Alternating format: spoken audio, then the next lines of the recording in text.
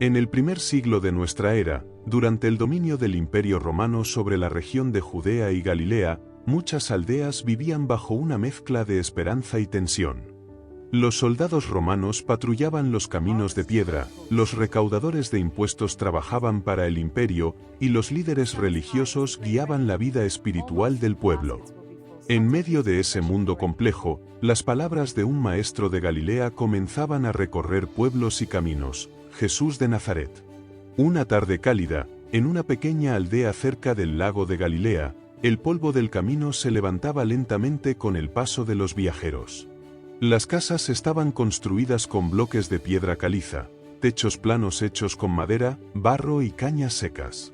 En los patios interiores se escuchaban los sonidos cotidianos de la vida, el golpe rítmico de las mujeres moliendo grano en piedras de molino, el crepitar de los hornos de barro donde se cocía el pan, el canto lejano de las aves sobre los olivares. El aire olía a pan recién horneado y a tierra cálida. En uno de esos patios, varias personas se habían reunido alrededor de Jesús. Algunos eran pescadores del lago cercano.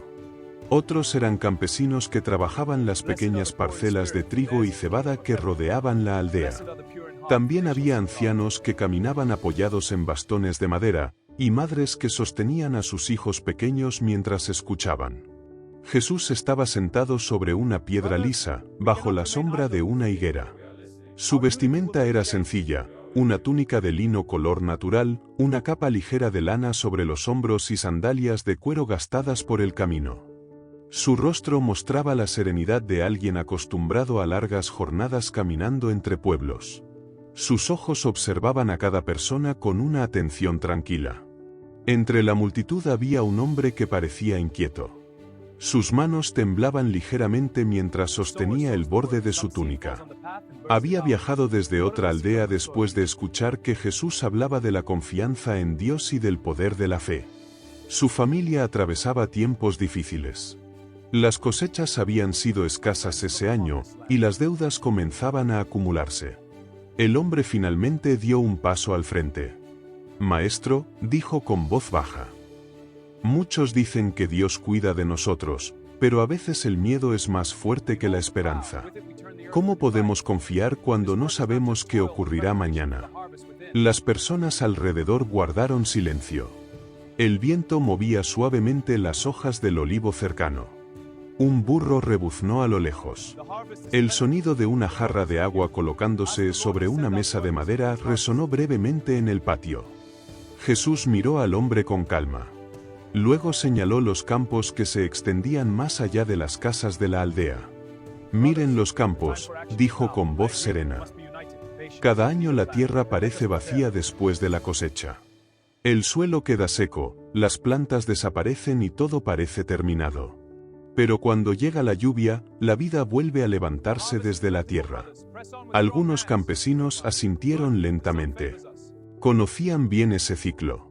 Jesús continuó. Así es también la confianza en Dios. A veces la vida parece un campo vacío. El miedo ocupa el corazón.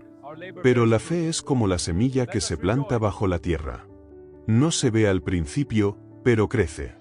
El hombre escuchaba atentamente. Jesús tomó una pequeña semilla que alguien había dejado sobre la mesa de madera cercana. Incluso la semilla más pequeña, dijo levantándola entre sus dedos, tiene dentro un poder que no se ve. Cuando encuentra buena tierra, crece más de lo que cualquiera imagina. Las personas intercambiaron miradas. La enseñanza era sencilla, pero profunda. Una mujer mayor habló desde el fondo del patio. Entonces, ¿la fe cambia lo que sucede? Jesús negó suavemente con la cabeza. La fe cambia el corazón, respondió. Y cuando el corazón cambia, también cambia la manera en que vemos la vida. El hombre que había preguntado al principio respiró más profundamente. El peso que llevaba en su interior parecía haberse aligerado.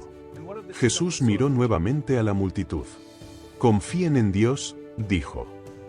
«Incluso cuando el camino no es claro. Porque el poder de Dios muchas veces comienza a obrar en silencio, como una semilla que crece bajo la tierra». El sol comenzaba a descender lentamente hacia el horizonte. La luz dorada iluminaba los muros de piedra de la aldea y los campos que se extendían más allá. Las personas comenzaron a levantarse poco a poco. Algunos hablaban en voz baja sobre lo que habían escuchado. Otros caminaban en silencio, reflexionando. El hombre que había hecho la pregunta miró por última vez hacia los campos. No todas sus preocupaciones habían desaparecido.